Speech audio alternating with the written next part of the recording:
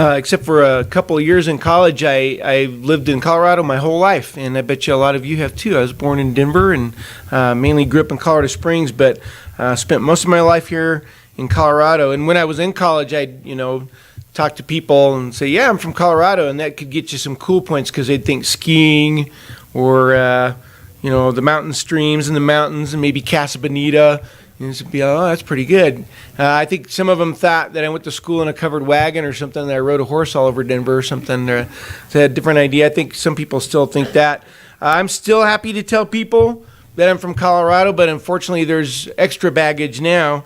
The new medicinal centers, some of the politics, Casa Bonita. But I hope when I meet people that they, say, well, I'm from Colorado, you kind of hope that they don't draw too many conclusions about you. They might think, you're that person, kind of group you together. Hopefully you get a chance to kind of explain yourself. Say, yeah, there's certain things about Colorado that, I really love being here, but I'm not that person. It kind of helps. I think the same is true when you say you're a Christian, and you've probably experienced this before, whether at work, even relatives and friends.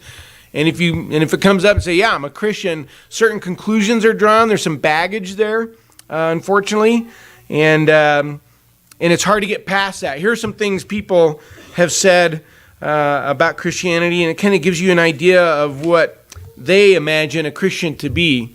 And you probably experienced this, or maybe suspect people think this. This one person said, most of the faithful haven't considered the evidence of the existence of God in a spirit of rational inquiry. In other words, people, Christians, they just don't think things through. Another one said, Christianity allows no thorough, calm thinking. One person suggested that faith's greatest enemy is reasoning, that it's contrary to reason. You've probably gotten that idea. A lot of people think faith, we use terms like blind faith or taking a leap of faith as if your brain's not involved. One person said Christianity is designed to stifle any intellectual curiosity. Don't look too closely at it. This guy says it has reinvented itself so often and with such breathtaking hypocrisy in the interest of maintaining its hold on the gullible. So that's kind of assumed about a lot of us, is that we're gullible. Here's another quote. The sheer out-of-step zaniness of religion leads the religious to insist ever more stridently on the importance of blind faith. So you get the general idea. Christianity doesn't involve real thinking, that we who are gathered here in this building are just kind of hopeful bumpkins who kind of just not really interested in facts or anything. We just kind of close our eyes and have wishful thinking.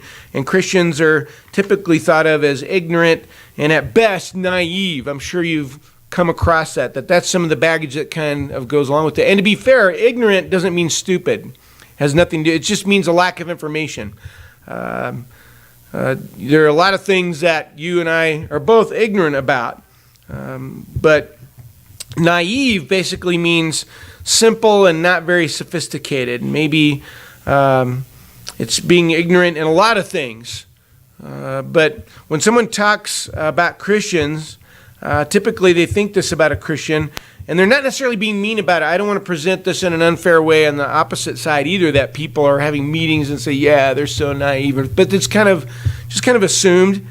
And I bet you've even run into this where they feel a certain amount of kindness towards it and say, well, that's nice for you, kind of thing.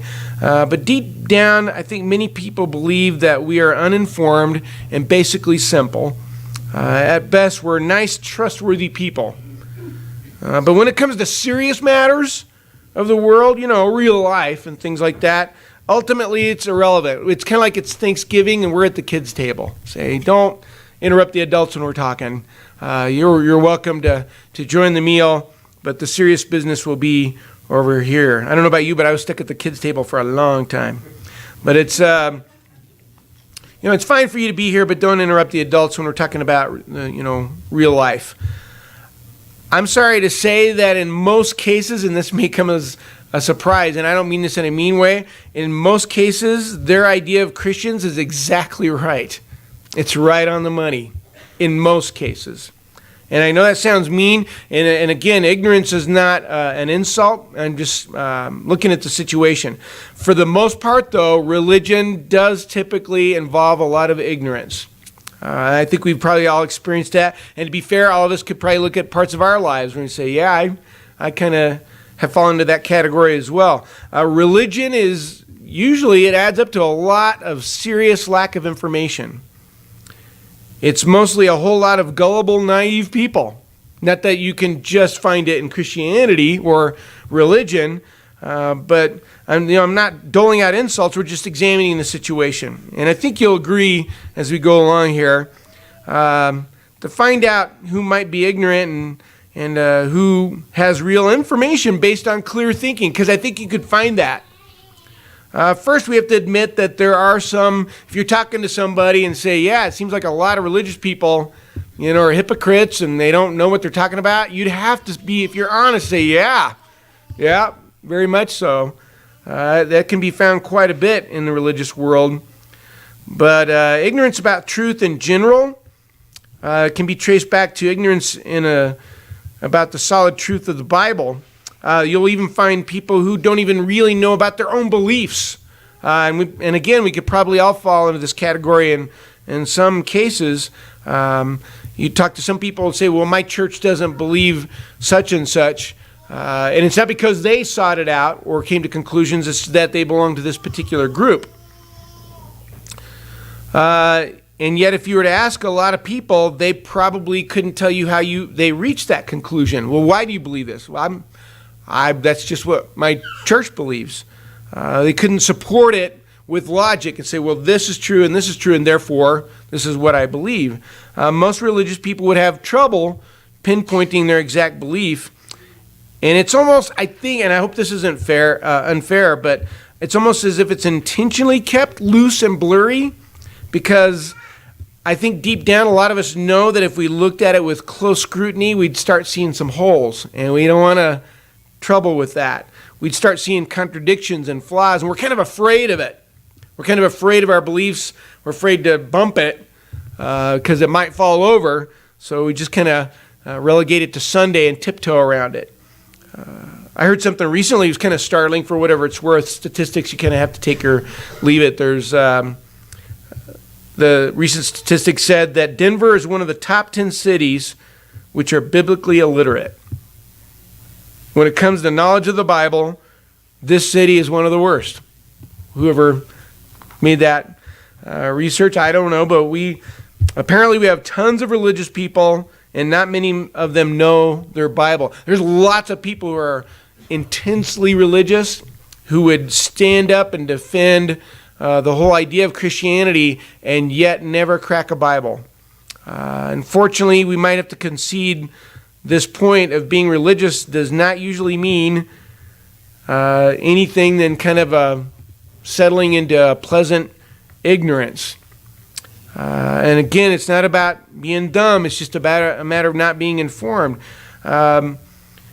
This is one thing I really want to make sure that we address and make sure that it's clear. This is not true of real Christians. Now, all of us have room to grow, of course, but real Christianity is not about blind faith. It's not about taking a blind leap of faith.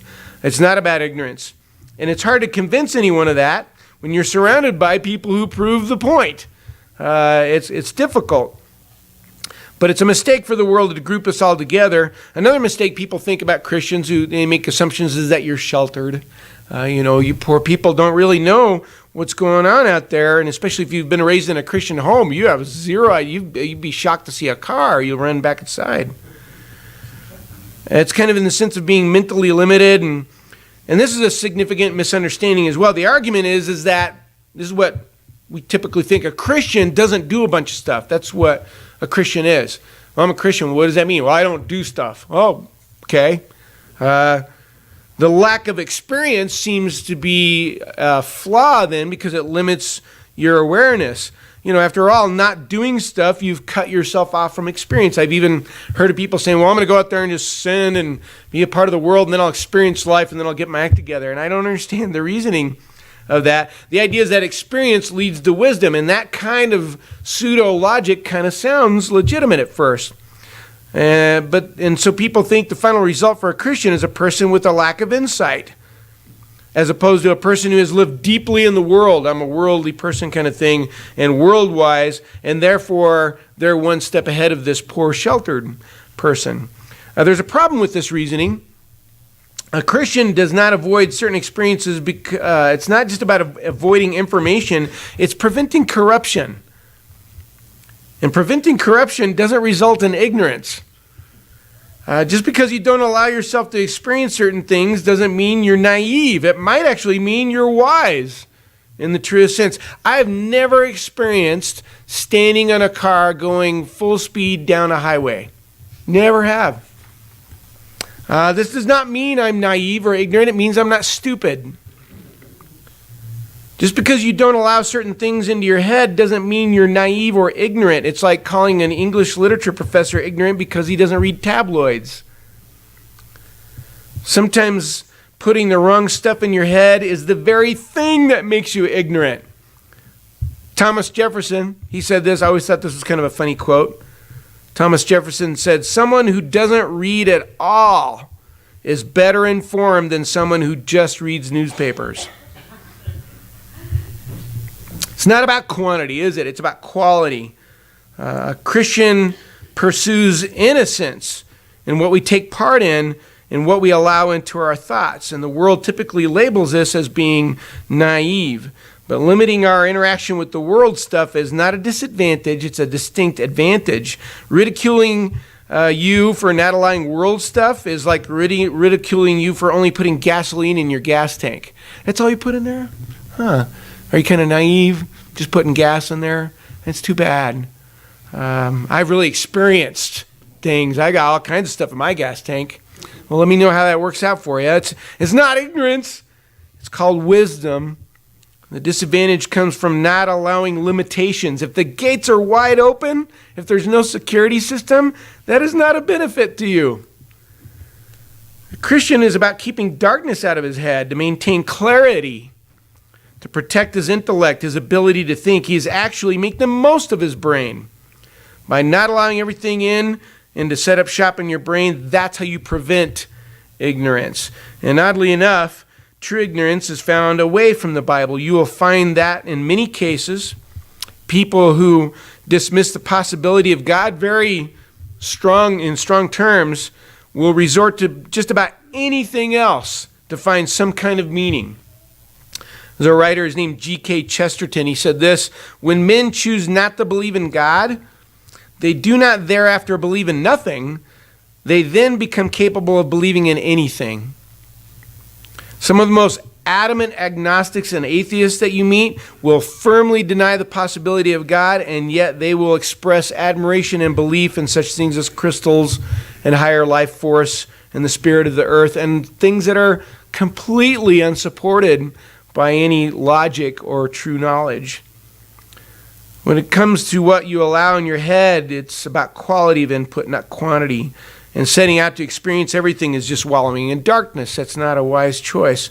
It does not lead to enlightenment. It leads to corruption and blindness. Ignorance doesn't come from limiting yourself. It comes from not allowing junk in your head, because that clogs up your thinking. It messes with the way that you think. And the final result, oddly enough, is the worst kind of ignorance. It's not knowing that you're ignorant. Matthew 10. If you turn there, we'll look at some passages here that I think will help. It seems like a paradox what Jesus tells his followers. He's sending them out, and he's emphasizing, he says, you need to be different from everybody. And he uses two animals to make his point. He says there's got to be something different between you and the rest of the world. And it seems like a paradox, but I think you'll quickly see what he's talking about. Matthew 10:16. He's sending them out. He says, this is what I want you to be. Behold, I send you out as sheep in the midst of wolves. So be shrewd as serpents and innocent as doves. So I want you to be as shrewd as a snake and as innocent as doves. We're to be innocent, to avoid corruption. But notice, we're also to be shrewd. The Greek word there, the original meaning is intelligent or wise. There's no naive person here or a gullible person. They're shrewd. In other words, Jesus told them, be innocent, but don't be stupid. The way you keep sharp is not by pouring the world into your head. You keep sharp by avoiding corruption. Ironically, one of the hot spots for ignorance is among the educated, and it's kind of hard to spot. A trained intellect can seem pretty dazzling if somebody can string words together, but don't be surprised to find ignorance. I think anybody who's ever gone to college will quickly find that some of the biggest fools are in charge. Education is not bad. I'm a high school teacher. I'm a big fan of books in school. Developing your ability to think can make you a more effective Christian. I really believe that. And it's a mistake to pride yourself on letting your intellect become stagnant. It's not good for you to just be involved in trivial distractions all the time. But there is a general belief, and I think you'll find this in the church sometimes, that the more educated you are, the less likely you are to be religious. That as you get up higher in the hierarchy, that you'll kind of be weaned off of it. One guy said there is likely to be a higher incidence of disbelief among the wise and learned. I experienced this a lot in one of the colleges I attended. People believe that higher thinking eventually eliminates any room for religion. And so we're kind of wary of that. The closer you get to a doctorate, the less likely you are to be a Christian. That seems to be the thinking. In order to be truly enlightened, you have to be world wise and not be slowed down by religious ideas. And again, that's true of things that pass themselves off as Christianity, but it's not true of true Christianity.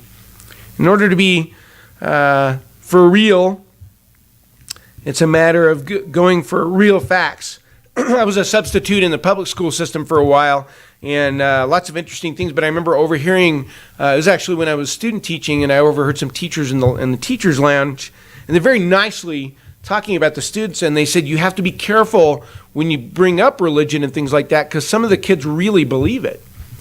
And they thought of it as those poor little kids need our guidance and enlightenment to kind of shake that off.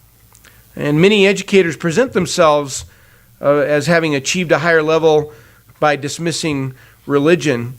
The concerning thing that's in the back of our minds is I think some of us believe that too. We kind of pull our punches and we're kind of wilt when it comes to serious talk because we're afraid that this thing called Christian belief will crumble if we look too closely at it. We kind of buy into it that religion is a lesser arena, something to delegate to Sunday mornings in a church building, but let's not get carried away and actually think about it out there. It's not what God thinks.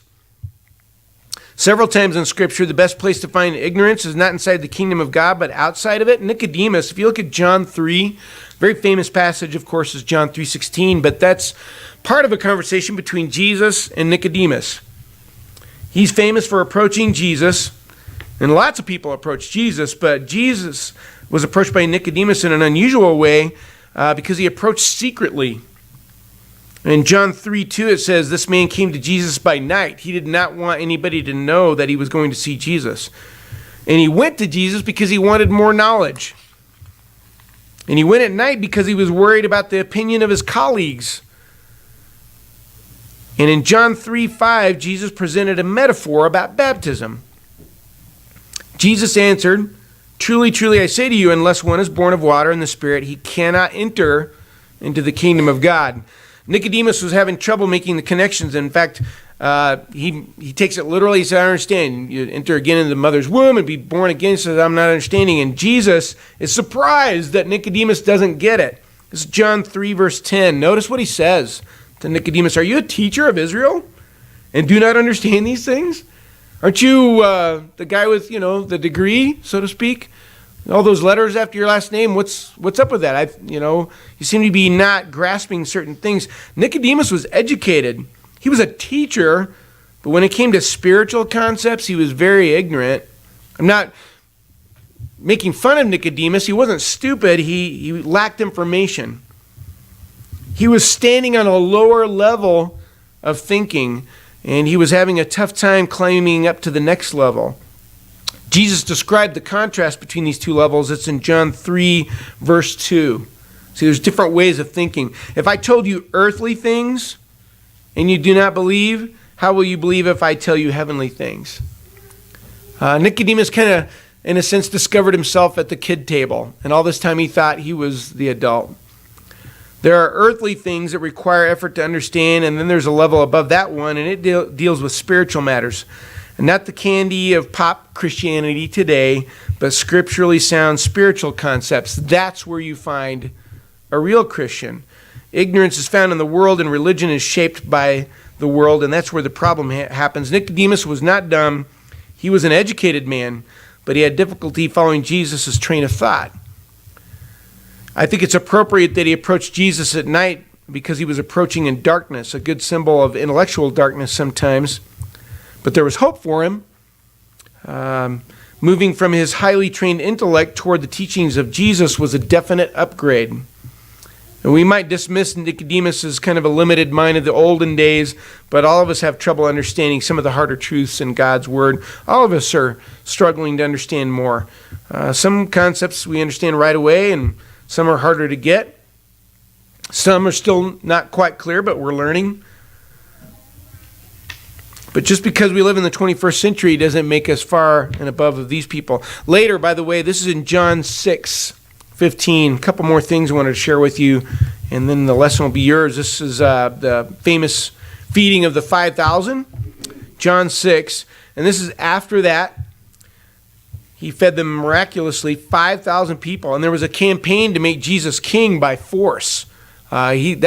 But as an earthly king, John 6:15. So Jesus, perceiving that they were intending to come and take him by force to make him king, withdrew again to the mountain by himself alone. These people were probably driven by politics and intent on putting Jesus in a position that would serve their purposes.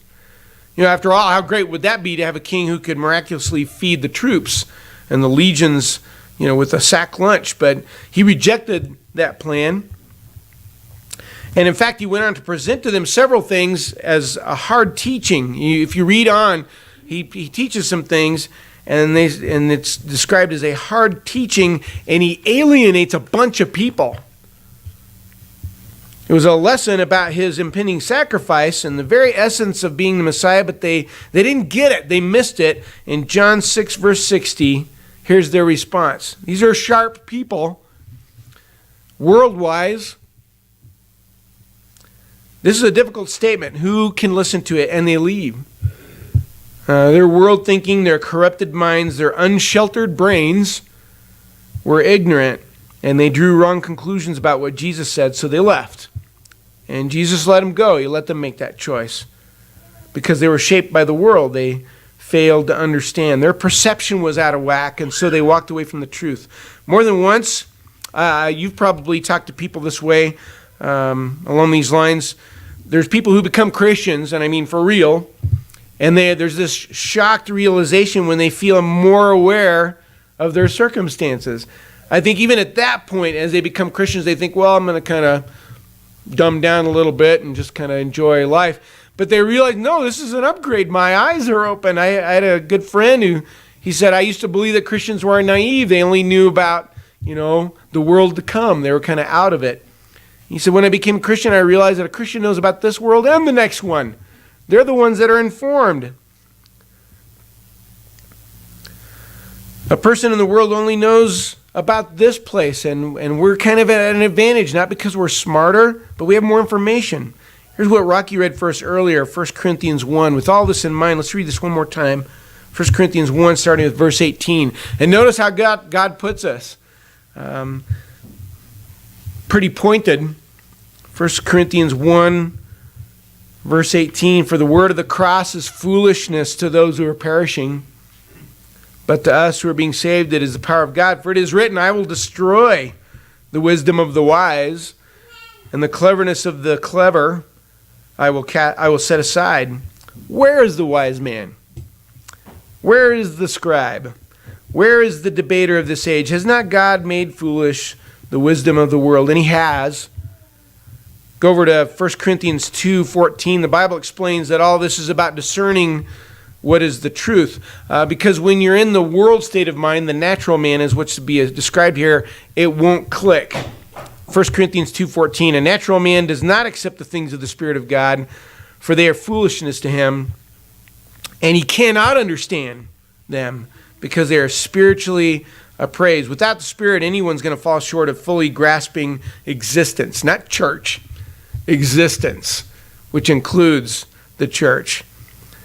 There will always be kind of a static in their minds and interference, and I really believe that can only be removed by following Jesus and being deep in the Word.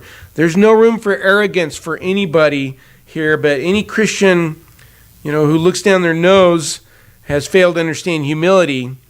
But a true Christian is going to be anxious to help other people have light in their lives. It's not about feeling impressed with ourselves, but don't let the world make you think you're standing on a lower level. Once you get past the foolishness that's often found in pretend Christianity, there's a higher level of thinking that's only available to the one following Jesus. So in worldly education is useful. You have to glean, but to some extent it's irrelevant for the long term. The mind is a tool that can be developed to work better and better, but education can also blind the scholar to the point of being impressed with himself. He's aware of all the things except his own lack of awareness. I don't know who this guy is. His name is Henry B. Adams, and he's one of the educated. So he was a fan, but this is what he said.